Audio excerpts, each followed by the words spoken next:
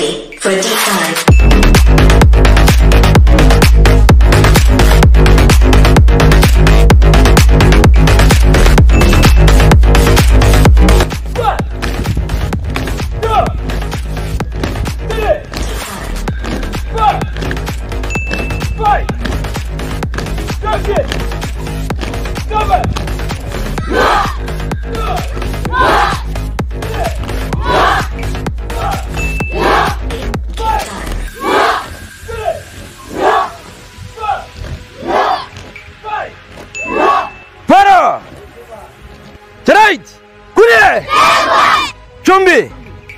Tiriti kilabii Bonsa TV International Taekwondo si hop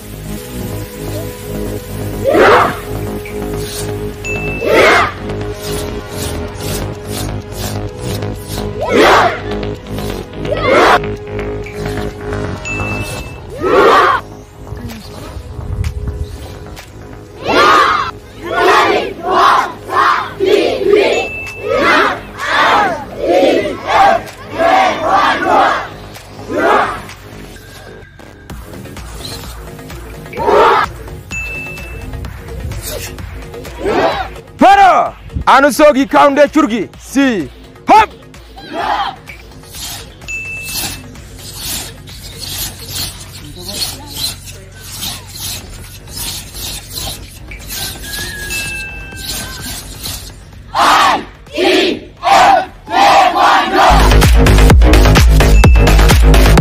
kallattuman gama dorgommii qopheeffannetti isin dabarsina kunooni gartaa wanni tun afuufaadha kunootun illeen afuufaadha xiqqishoo irra diimtuudha malee kunootun illeen biicaadha malee isilleen afuufuma afuufanii buh godhansani mee wajjumaan gama dorgommii teenya isin dabarsina daawwattoota keenya mee ittiin buhaara dorgommii teenya eegaluudhaaf takka lama sadi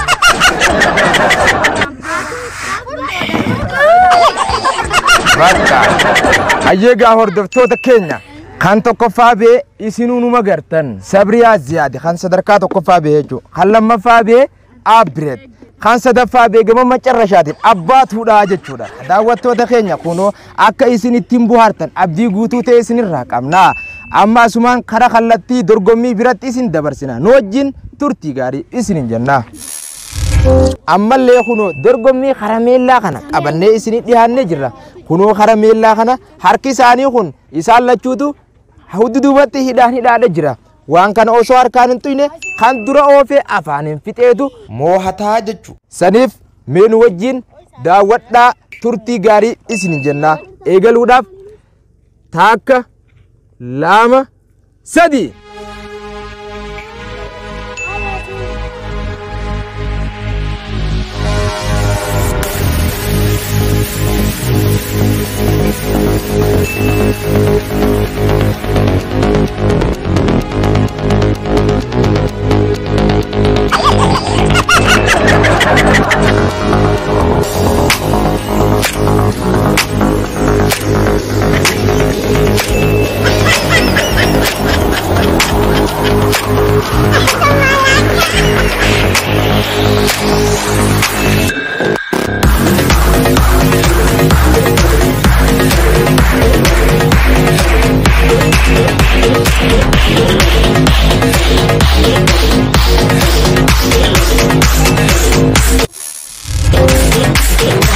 Get ready for a deep dive.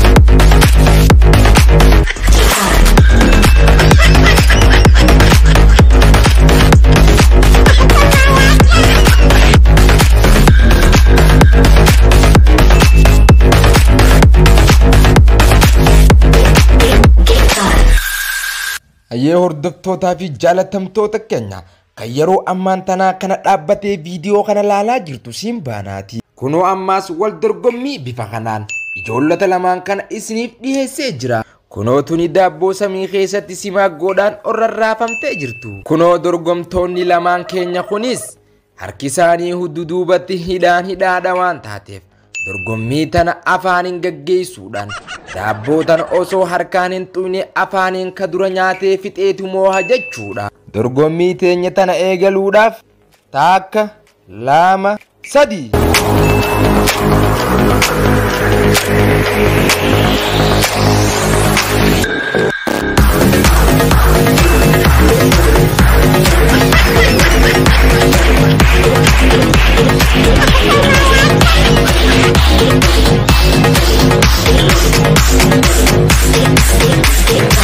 Get ready for deep dive.